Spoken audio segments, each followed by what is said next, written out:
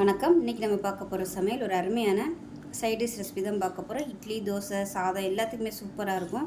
So வாங்க இந்த அருமையான பொரிச்ச குழம்பு எப்படி செய்யலாங்கிறத பார்க்கலாம்.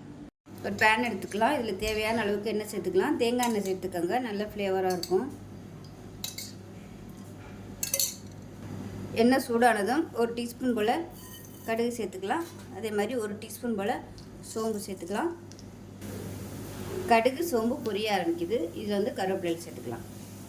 இப்போ இதில் மீடியம் சைஸில் ஒரு பெரிய வெங்காயம், ஒரு 7 சின்ன வெங்காயம் முழுசாகவே சேர்த்துக்கலாம்.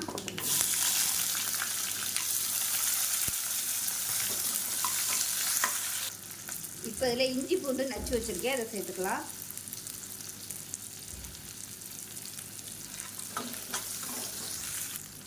இப்போ வெங்காயம், இஞ்சி பூண்டு எல்லாமே நல்லா வதங்கிடுச்சு. இப்போ இதில் மீடியம் சைஸாக 2 தக்காளி கட் பண்ணதை சேர்த்துக்கலாம்.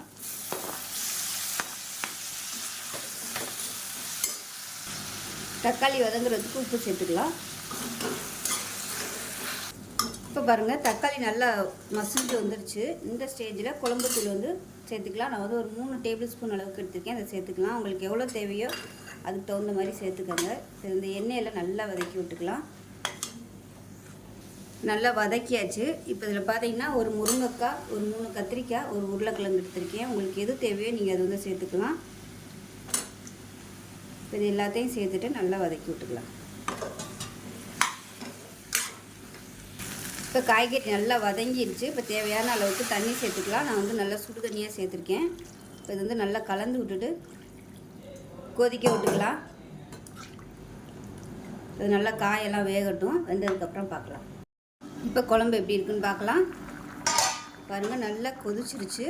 முருங்கைக்காயுமே நல்லா வெந்துருச்சு. பார்க்கையிலே தெரியுது, நல்லா விரிய ஆரம்பிச்சிருச்சு. முருங்கைக்காய் நல்லா வெந்துருச்சு. இந்த ஸ்டேஜில் தேங்காய், கசகசா, 2 முந்திரி பருப்பு போட்டு நல்லா நைஸாக அரைச்சி வச்சுருக்கேன். இந்த பேஸ்ட்டை சேர்த்துக்கலாம்.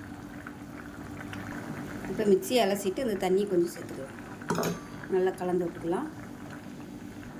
இப்போ இதில் ஒரு கைப்பிடி அளவுக்கு பாசிப்பருப்பு நல்லா வேக விட்டு எடுத்து வச்சுருக்கேன்.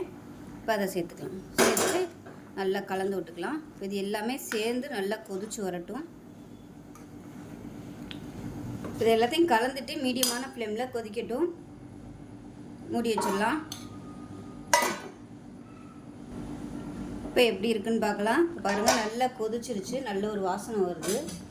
மீடியமான ஃப்ளேம்லேயே கொதிக்க விட்டுக்கோங்க. ஏன்னா தேங்காய் திரியாயிடும். ரொம்ப ஹையில் வச்சு கொதிக்க விட்டோம்னா இப்போ அவ்வளோதான், அமர்த்திடலாம். இது கொஞ்சம் தண்ணியாட்டம் வச்சிங்கன்னா தான் நல்லாயிருக்கும். இது ஆறுச்சுன்னா நல்லா கெட்டியாக வந்துடும். மேலாப்பில் கொத்தமல்லி சேர்த்துக்கலாம். உப்பெல்லாம் கரெக்டாக இருக்கான்னு செக் பண்ணி பார்த்துட்டு கலந்து விட்டுக்கோங்க. அவ்வளோதான், அருமையான முருங்கைக்காய், கத்திரிக்காய் போட்டு பொரிச்ச குழம்பு ரெடி ஆயிடுச்சு.